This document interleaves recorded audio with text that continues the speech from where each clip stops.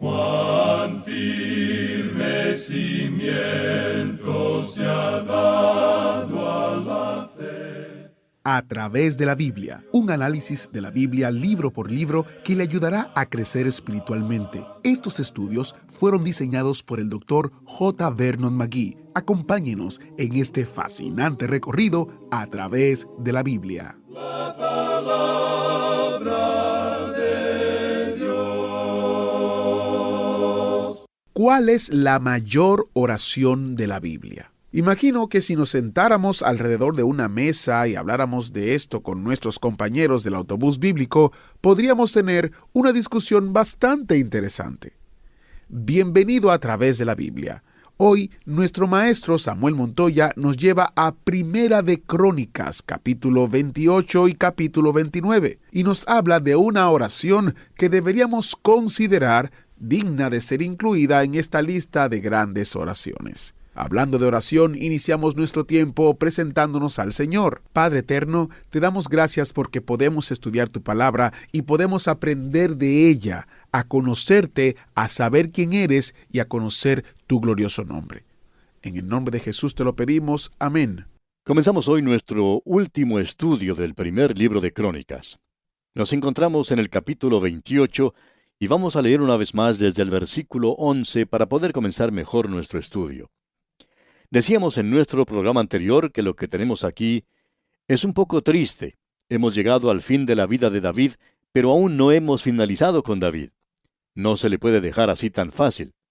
Cuando lleguemos al libro de los Salmos, veremos cómo este hombre abrió su corazón en maneras tan variadas, y veremos por qué Dios podía decir que David era un hombre conforme a su corazón, y que nosotros podamos llegar a ser esa clase de persona en el día de hoy. Usted puede recordar que estamos en una sección donde se da énfasis a los preparativos de parte de David para la construcción del templo. Todo su ser, su corazón, su alma está consagrada a esta tarea. Esto es lo que David quería hacer, pero que Dios no le permitió hacer. Él se sometió a la voluntad de Dios, pero él hizo todos los preparativos y reunió todo el material, reunió a los trabajadores y animó a Salomón para que edificara el templo. Comencemos hoy nuestra lectura en el versículo 11 de este capítulo 28 del primer libro de Crónicas y leamos hasta el versículo 13. Y David dio a Salomón su hijo el plano del pórtico del templo y sus casas, sus tesorerías, sus aposentos, sus cámaras y la casa del propiciatorio. Asimismo el plano de todas las cosas que tenía en mente para los atrios de la casa de Jehová, para todas las cámaras alrededor, para las tesorerías de la casa de Dios, y para las tesorerías de las cosas santificadas. También para los grupos de los sacerdotes y de los levitas, para toda la obra del ministerio de la casa de Jehová, y para todos los utensilios del ministerio de la casa de Jehová. Podemos apreciar que David hizo todos los preparativos para la construcción del templo. Aquí vemos que tiene los planos y que ya lo ha organizado, aún los levitas que van a servir en él. Dijimos en nuestro programa anterior que íbamos a decir algunas cosas, algunas palabras en cuanto al templo que se encuentran en una maqueta en un hotel de Jerusalén que se llama el Hotel Tierra Santa. Esta maqueta a la que nos estamos refiriendo no es de la clase que uno pone sobre una mesa. Se ha hecho en los terrenos del hotel, en uno de los grandes y espaciosos jardines. Es una maqueta tan grande que uno puede caminar por ella. No tenemos las medidas exactas, pero quizá tenga unos 14 o 15 metros de una parte a otra, y le da a uno una buena idea de lo que era antes Jerusalén. En esa maqueta se presenta un modelo del templo. Ahora, cuando lleguemos al segundo libro de Crónicas, vamos a dedicar un poco de tiempo observando las cosas que Salomón hace en cuanto a la edificación del templo, comparando algunos detalles que se mencionan aquí. Vamos a hacer un estudio interesante, ya que se omitió algunas cosas en el primer libro de Reyes, pero que se mencionan y se aclaran en lo que veremos en el futuro. En eso pone Dios su deleite. El Señor nos ha dado mucho en cuanto al templo se refiere. Las maquetas que uno puede observar generalmente tienen mucho detalle. Es un edificio imponente y bastante grande, y por supuesto, esto es lo que algunos llaman el templo de Herodes. Fue el último que existió. Lo mejor realmente sería una fotografía para poder apreciar lo que el templo era en realidad. Uno puede hablar por horas y horas y no lograr describirlo acertadamente. Le faltan palabras a cualquier persona para poder indicar claramente lo que era. En primer lugar, hay cierta simplicidad en torno al mismo, y estamos seguros que eso existió. Siempre se ha presentado muy complicado y los detalles que se nos da en Reyes y Crónicas revelan mucho de ello. No era tan sencillo como lo era el tabernáculo, pero sí había cierta simplicidad con respecto al mismo, pero no era imponente en su interior. Era algo de hermosura y suntuosidad. No era precisamente su tamaño, era la hermosura que se le otorgó gracias a la abundancia que se le concedió. David le dijo francamente a Salomón que no había necesidad de hacer ninguna economía en la construcción del templo. Le dijo que había reunido todos los materiales que le harían falta para edificar exactamente lo que quería. Se ha hecho algunos cálculos sobre lo que pudo haber sido el costo y sobrepasa varios millones de dólares, aún en la época en la cual fue construido. En el día de hoy ya no se edifica nada en comparación. Estaba muy adornado y cubierto con gran cantidad de oro y plata y piedras preciosas. Y así es como Dios quería que fuera edificado, y siempre hemos pensado que la casa de Dios tiene que estar en tono con el vecindario.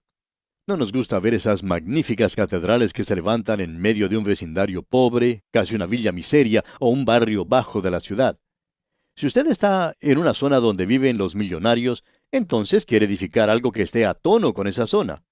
Sin embargo, amigo oyente, en el día de hoy no creemos que debemos poner el énfasis en el edificio. Eso no es en realidad lo que importa. Hace algún tiempo se publicó un informe sobre una conferencia que tuvo lugar en Jerusalén, sobre profecía. Y sería algo para reírse al oír algunas de las cosas que allí se dijo, si no fuera que es demasiado serio para escuchar a personas bien educadas hacer tales declaraciones.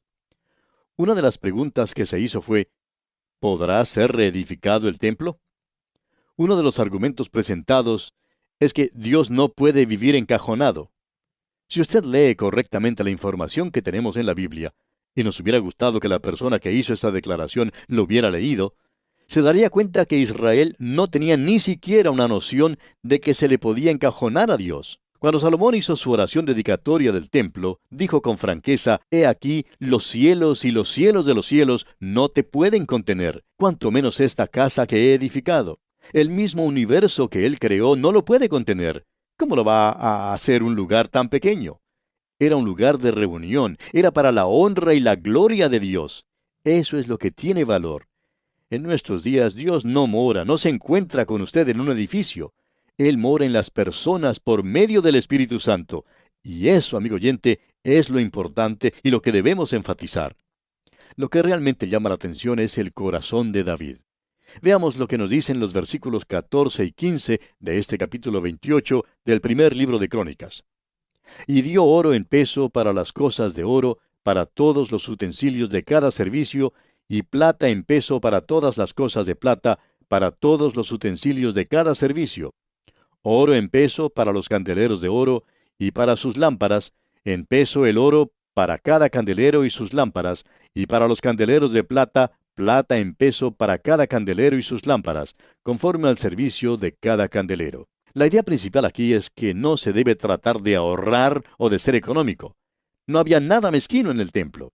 Era una gran extensión y desembolso de las riquezas del reino de David.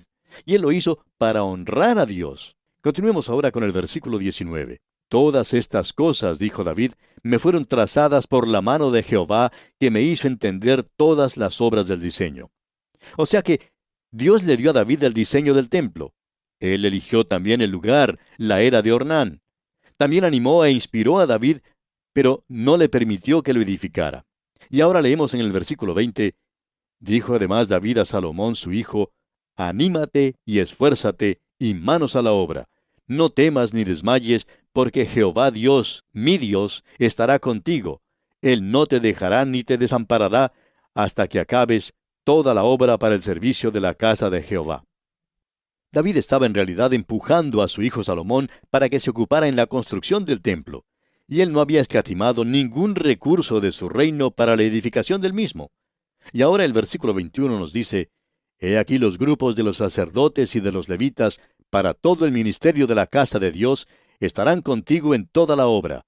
Asimismo todos los voluntarios e inteligentes para toda forma de servicio, y los príncipes y todo el pueblo para ejecutar todas tus órdenes». Podemos ver que David tenía todo el reino, desde los sacerdotes y levitas, hasta los obreros y príncipes entusiasmados y animados a hacer esta obra. Todo lo que Salomón tenía que hacer era realizar la obra que David había preparado para él. Y llegamos ahora al capítulo 29. Y aquí cambia el énfasis hacia el reino. Este es el pensamiento principal de David en sus últimos días. El lugar principal del reino tenía que ser el templo. Veamos lo que dice el primer versículo. Después dijo el rey David a toda la asamblea, este es su lecho de muerte. Usted podrá recordar que cuando Jacob estaba para morir, llamó a su hijo a su lado. Cuando Moisés llegó al fin de su vida, tuvo un mensaje para las 12 tribus de Israel. Ahora David tiene un mensaje para su reino y ha llegado al fin de su vida. Ahora él dice, solamente a Salomón mi hijo ha elegido Dios. O sea que él deja bien claro esto de que fue Dios quien lo eligió y no él. Y continúa diciendo, él es joven y tierno de edad. Con eso quería decir que era muy flojo. Y eso era en realidad así. No tenía ninguna experiencia, lo contrario de David, que era un veterano. Creemos que David era una persona muy terca, muy empecinada. No creemos que se le podía decir que era malo, pues era un hombre generoso, pero también porfiado. Pero su hijo Salomón no tenía ninguna experiencia. Y luego él dice en la última parte del versículo 1, y la obra grande, porque la casa no es para hombre, sino para Jehová Dios. ¡Qué corazón tenía David! Siempre poniendo a Dios primero. Y leemos en los versículos 2 y 3 de este capítulo 29 del primer libro de Crónicas, yo con todas mis fuerzas he preparado para la casa de mi Dios, oro para las cosas de oro, plata para las cosas de plata, bronce para las de bronce, hierro para las de hierro, y madera para las de madera, y piedras de ónice, piedras preciosas, piedras negras, piedras de diversos colores, y toda clase de piedras preciosas, y piedras de mármol en abundancia. Además de esto, por cuanto tengo mi afecto en la casa de mi Dios, yo guardo en mi tesoro particular oro y plata que además de todas las cosas que he preparado para la casa del santuario, he dado para la casa de mi Dios. Y luego él continúa mencionando la cantidad que tenía. Era algo tremendo. Él dice en el versículo 5, oro pues para las cosas de oro, y plata para las cosas de plata, y para toda la obra de las manos de los artífices. ¿Y quién quiere hacer hoy ofrenda voluntaria a Jehová? O sea, no pongamos límite, no pongamos restricciones a lo que podemos dar. Luego en el versículo 6 leemos, entonces los jefes de familia y los príncipes de las tribus de Israel, jefes de millares y de centenas, con los administradores de la hacienda del rey, ofrecieron voluntariamente. David dio todo lo que tenía para este proyecto. Luego en los versículos 7 al 9 tenemos la reacción del pueblo. Leamos estos versículos. Y dieron para el servicio de la casa de Dios 5,000 talentos y 10,000 dracmas de oro, 10,000 talentos de plata, 18,000 talentos de bronce y 5,000 talentos de hierro. Y todo el que tenía piedras preciosas las dio para el tesoro de la casa de Jehová en mano de Jehiel Gersonita. Y se alegró el pueblo por haber contribuido voluntariamente, porque de todo corazón ofrecieron a Jehová voluntariamente. Hay un dicho que dice, debes dar hasta que duela. Quizás el mundo tenga eso por lema, pero ese lema, amigo oyente, no es el de Dios. Si a usted le duele dar, entonces es mejor que no dé. Debe dar cuando esto trae gozo a su corazón. Dad alegremente, dijo el apóstol Pablo. Y aquí vemos que era un momento de mucho gozo. Bien, sigamos ahora con el versículo 10. Asimismo se alegró mucho el rey David, y bendijo a Jehová delante de toda la congregación, y dijo David, bendito seas tú, oh Jehová, Dios de Israel nuestro Padre, desde el siglo y hasta el siglo. Esta es la gran oración y acción de gracias de David. Dios es en realidad el Padre de la nación de Israel, no el Padre de los individuos. David nunca le llamó Padre. Dios dijo a David, David mi siervo. Y eso es interesante notar. La ley nunca hizo a nadie hijo de Dios. Eso se logra solamente por la fe en Cristo. Nosotros somos los hijos de Dios por la fe en el Señor Jesucristo. Notemos algo ahora que quizá le parezca algo familiar en el versículo 11. Tuya es, oh Jehová, la magnificencia y el poder, la gloria, la victoria y el honor, porque todas las cosas que están en los cielos y en la tierra son tuyas. Tuyo, oh Jehová, es el reino, y tú eres excelso sobre todos.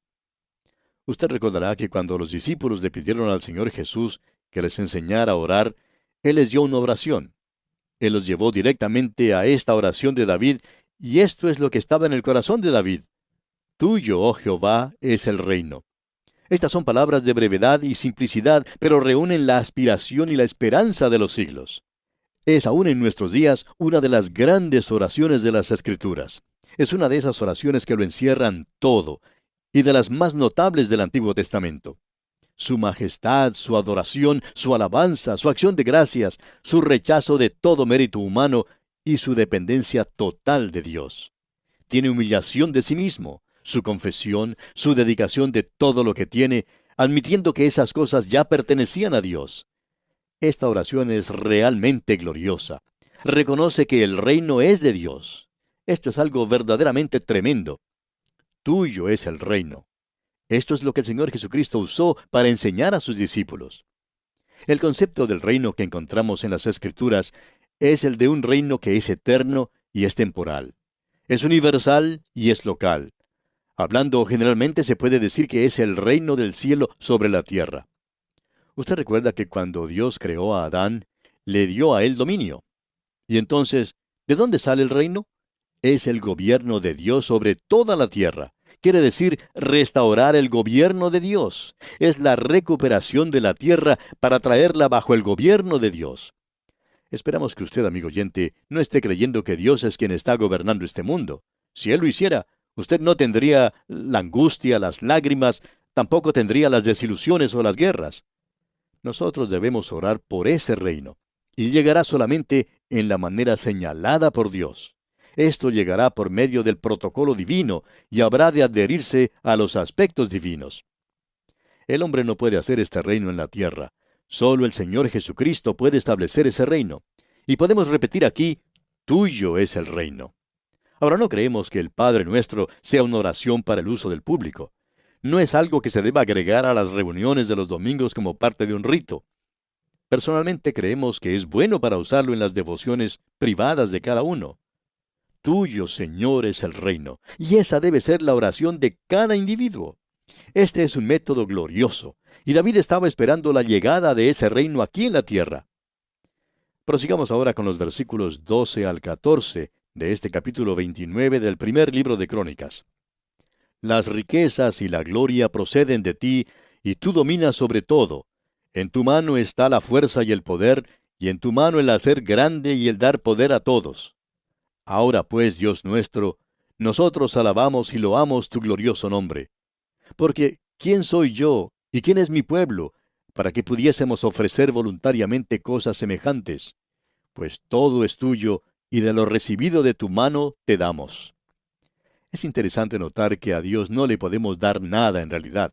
Para empezar, Él es el dueño de todo. Él lo puede bendecir y lo va a bendecir. Una de las razones por las que nosotros somos tan pobres y mezquinos e insignificantes es porque no somos generosos con Dios. Dios nos puede bendecir únicamente cuando abrimos nuestros corazones. Ahora escuche lo que dice David aquí en los versículos 15 y 16. Porque nosotros, extranjeros y advenedizos, somos delante de ti, como todos nuestros padres, y nuestros días sobre la tierra, cual sombra que no dura.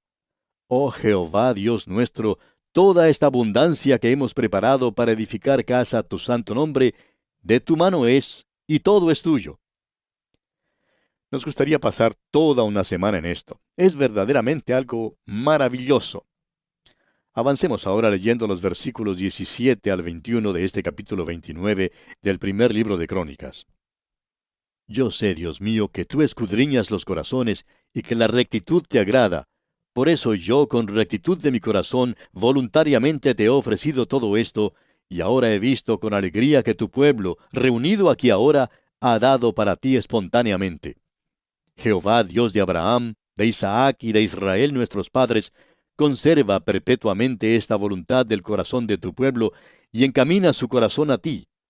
Asimismo, da a mi hijo Salomón corazón perfecto, para que guarde tus mandamientos, tus testimonios y tus estatutos, y para que haga todas las cosas y te edifique la casa para la cual yo he hecho preparativos. Después dijo David a toda la congregación, Bendecid ahora a Jehová vuestro Dios. Entonces toda la congregación bendijo a Jehová Dios de sus padres, e inclinándose, adoraron delante de Jehová y del rey, y sacrificaron víctimas a Jehová, y ofrecieron a Jehová holocaustos al día siguiente, 1000 becerros, 1000 carneros, 1000 corderos con sus libaciones, y muchos sacrificios de parte de todo Israel.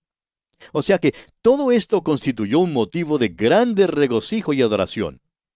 Ahora, en el versículo 22, tenemos la toma de posesión de Salomón como rey de Israel. Leamos el versículo 22 y sigamos hasta el versículo 28. Y comieron y bebieron delante de Jehová aquel día con gran gozo, y dieron por segunda vez la investidura del reino a Salomón, hijo de David, y ante Jehová le ungieron por príncipe, y a Sadoc por sacerdote. Y se sentó Salomón por rey en el trono de Jehová, en lugar de David su padre, y fue prosperado, y le obedeció todo Israel. Y todos los príncipes y poderosos, y todos los hijos del rey David, prestaron homenaje al rey Salomón. Y Jehová engrandeció en extremo a Salomón a ojos de todo Israel, y le dio tal gloria en su reino, cual ningún rey la tuvo antes de él en Israel. Así reinó David, hijo de Isaí, sobre todo Israel. El tiempo que reinó sobre Israel fue 40 años. 7 años reinó en Hebrón, y 33 reinó en Jerusalén. Y murió en buena vejez, lleno de días, de riquezas y de gloria, y reinó en su lugar Salomón su hijo. Y este es el fin de la vida de David. Esta es la historia que Dios nos ha dado. Él quiere que usted sepa lo que Él siente por David.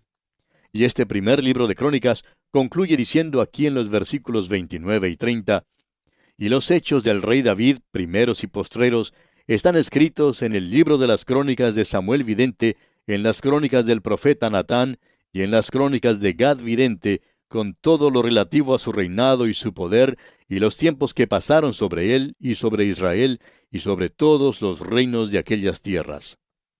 Dios, amigo oyente, quiere que usted sepa lo que Él siente por David. Ahora, quizá usted no quiera a David, pero Dios sí lo quiere. Y nos alegramos de que el Señor amara a David en esa forma, y que el Señor obrara con él como lo hizo, porque David era muy humano. Ahora, yo no sé cómo es con usted, amigo oyente, pero yo soy muy humano también. Y yo sé que Dios obrará conmigo de la misma manera justa y buena. El Señor es bueno, Él es maravilloso. Ah, que nosotros alabemos al Señor. Yo no puedo edificar un templo para Dios, pero hoy, amigo oyente, nosotros le podemos ofrecer el templo del Espíritu Santo, o sea, nuestros cuerpos. Él no recibe mucho cuando me recibe a mí, pero qué gozo es, amigo oyente, cuando nosotros estamos completamente comprometidos con Él. Y bien, llegamos así al final de nuestro estudio de este primer libro de Crónicas. Dios mediante, en nuestro próximo programa, comenzaremos a estudiar el segundo libro de Crónicas y comenzaremos a ver el reinado de Salomón. Esperamos que usted, amigo oyente, nos acompañe mientras recorremos versículo por versículo este segundo libro de Crónicas. Será pues, hasta nuestro próximo programa, que Dios derrame sobre usted sus ricas bendiciones. Agradecemos que nos acompañara en el estudio de hoy. Le invitamos a que visite nuestro sitio en internet a través de la Biblia.org. Ahí puede suscribirse para recibir las notas y bosquejos de lo que estamos estudiando y noticias del ministerio. También encontrará la variedad de libros y materiales gratuitos que tenemos para usted. El sitio es a través de la Biblia.org. Todo lo que hacemos es posible gracias al Señor y a personas como usted que se unen a nosotros en la obra de llevar la palabra entera al mundo entero. A través de la Biblia es una producción de Radio Transmundial. Comparta con nosotros sus comentarios al correo electrónico atv@transmundial.org. atv@transmundial.org. Recuerde que puede volver a escuchar este y cualquiera de los programas anteriores en a través de la Biblia.org. A través de la Biblia.org. Allí también encontrará todas las opciones disponibles para escuchar el programa. A través de la Biblia llega a usted por cortesía de esta emisora. Su sangre carmesí